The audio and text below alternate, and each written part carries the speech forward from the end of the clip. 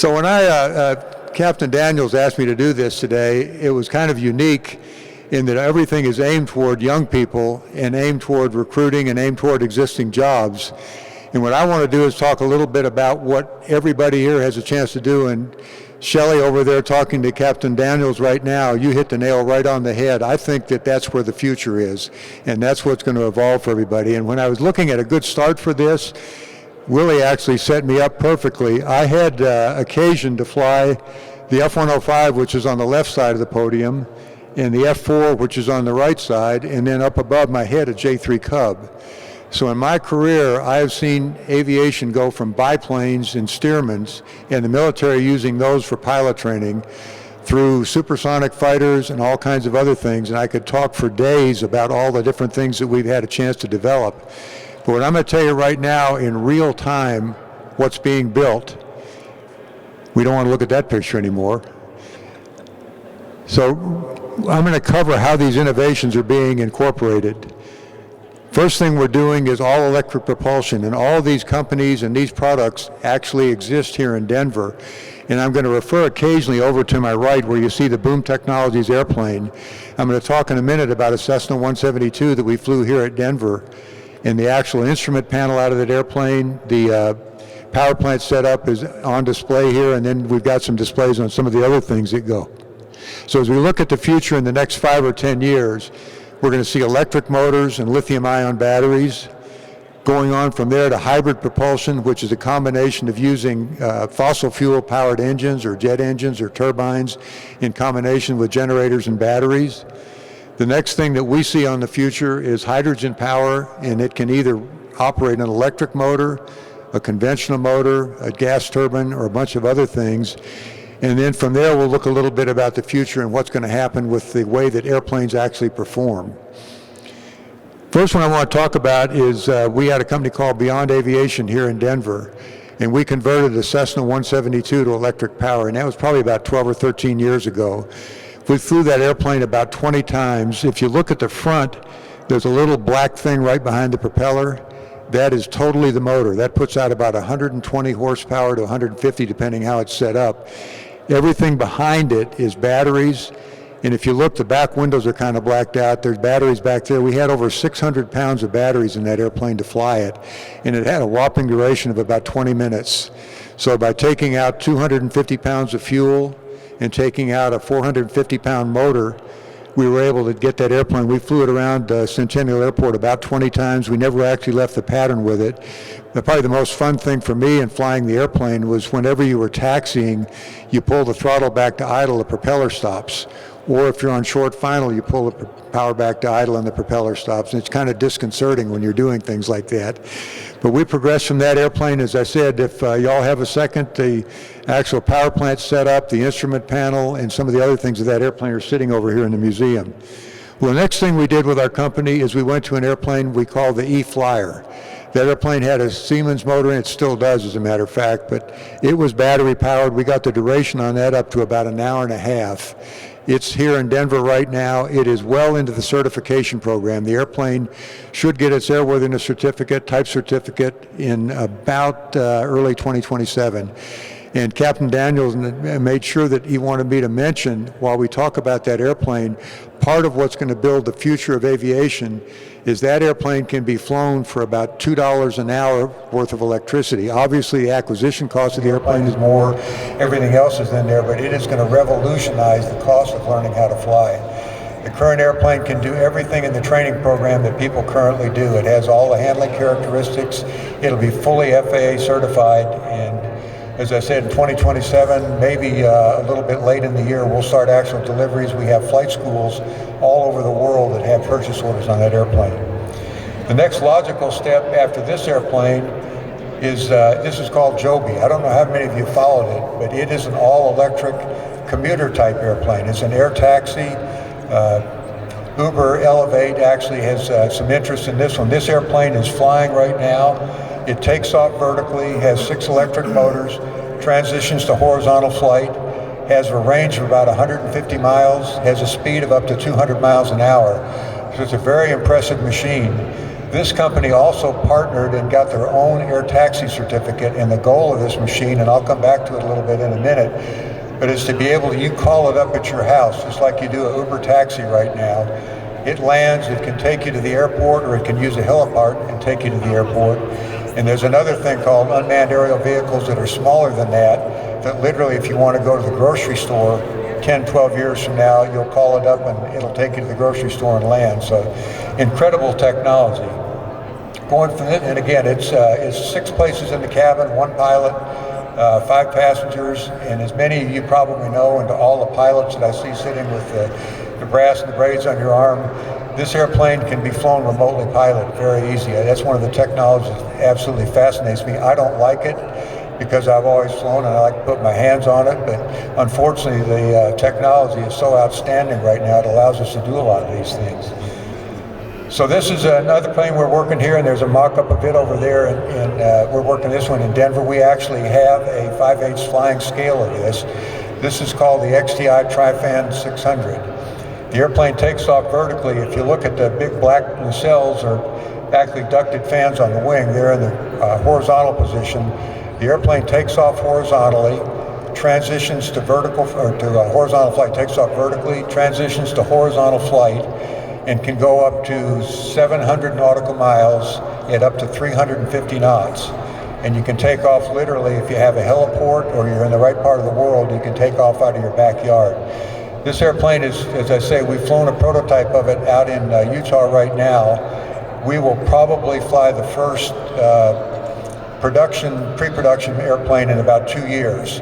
And it's a little bit different than the Joby, which I showed you earlier. Joby is designed for the close-in range, kind of work you in the urban area. This one is designed to allow you to have all the performance of a turboprop airplane, all the speed of a turboprop airplane, all the comfort of a turboprop airplane, but completely takes the airport out of the equation. You take off vertically, you go where you're going to go, and you land vertically. So if you have if you live out in the country, take off from your home, fly to your plant that's 500 miles away, and then come back and do the same thing. So a lot of great technology in this, and it's all enabled, again, to our friends at the Space Foundation. The technology that NASA has developed and we've developed allows infinitely precise flight controls in these things. Stability is unbelievable. If any of y'all have flown helicopters, they're usually a handful, and this takes that handful out of it, makes it very simple, and all you really do is kind of aim the airplane. You put the stick where you want to go, and up or down or back or forth or fast or slow. So moving from this, we go to a kind of a different part of the future. Again, if you look at the XB-1B over there that Boom has, this is another project that's been developed here in Denver. It's a supersonic airplane, 1.7 Mach, about 4,000 nautical miles. I know United has some on order, Delta has some on order. They're in the process right now. They moved the airplane out to Mojave in California about 2 months ago, and they're getting ready to fly the airplane right now, the technology demonstrator. So they're well into the program. That's kind of the future. The next phase of the future, as I look at our friends at Boeing over here, will be hypersonic. Those are airplanes that go, the definition of hypersonic is 1.5 Mach or more. So that airplane that's being developed right now is kind of the ultimate hypersonic airplane. And then from there, it's going to go to a transition airplane that will actually take off out of a runway. We've got the Colorado Air and Spaceport here. The airplane will take off out of a conventional runway and actually go into space and go hypersonic. So the thought process right now, if you can wrap your mind around this, is what the future is. If you go into an aviation career, when I started mine, that airplane right there, the F-105, was being designed when I was 12 years old. And that's all I ever wanted to fly, and I had the good fortune of flying it for quite a while. But that airplane last flew in 1984. So that's 30 some odd years ago with that type of technology. And the whole point that I would make is, as young people go into aviation right now, I cannot even fathom what y'all are going to be able to do. It is absolutely beyond any imagination I could ever have, because today, all the things I showed you, all the things that are sitting over there in the corner of the museum are real. They're being done. The technology's there. The electric airplanes being certified. The vertical takeoff airplanes being certified. The Mach 1.7 airplane is being certified. And we're going to go so much faster, so much higher. and have so many more opportunities as we open up the whole frontier of space. It's incredible. And that would be the whole point I would want to make today, is that career in aviation is phenomenal. It's been extremely good to me and a lot of us in the room right now, but the future of it, I don't even think you can imagine. And the way I'd actually phrase it is, if you can think something can happen, it will. And I guarantee you, to the folks that are 8, 10, 15 years old right now, you're going to see things that we can't even dream of.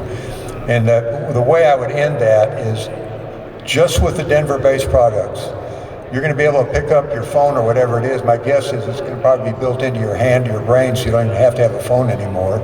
And you're going to think, I want to go from here to the airport. Some little machine's going to come pick you up. It's going to take you to the hypersonic airplane. And about 2 hours later, you're going to be sitting in London having a meal, trying to decide whether you want to go home that afternoon or not. And the technology is just absolutely unbelievable. But the future is, I can't even believe what it is. I tell my kids and my grandkids all the time, I would kill to be 15 or 20 years old right now, just to see what the future holds for humankind, if you will. So that's a quick and dirty on the future, what we're doing here in Denver. And the stuff I showed you is all real. It's all in certification right now, so just take your imagination a step further. And that's what the young people of today are going to be able to see in the future. So I would be happy to entertain any questions, any thought processes. Yes, sir. The acquisition cost of the airplane is comparable to the acquisition cost of a Cessna 172 or a Panthera from Europe.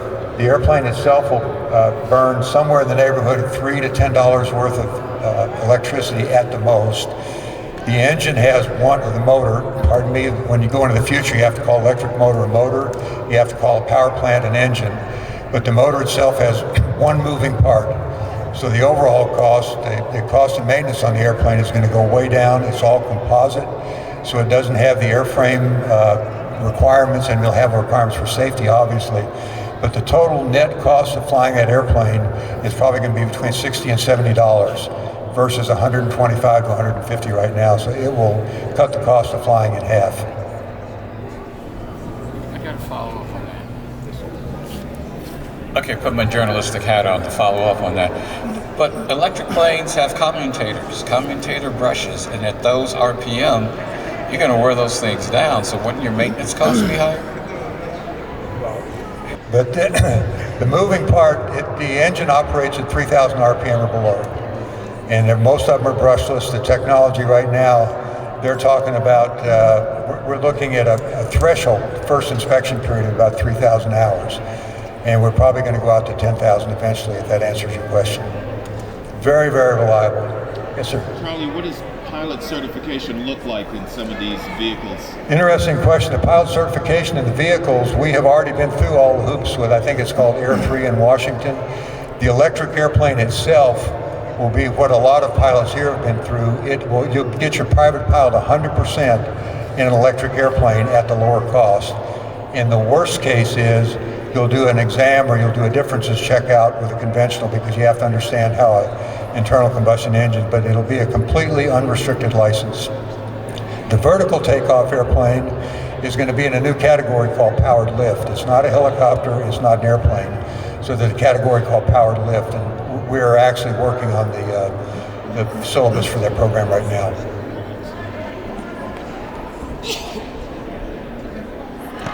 Thank you.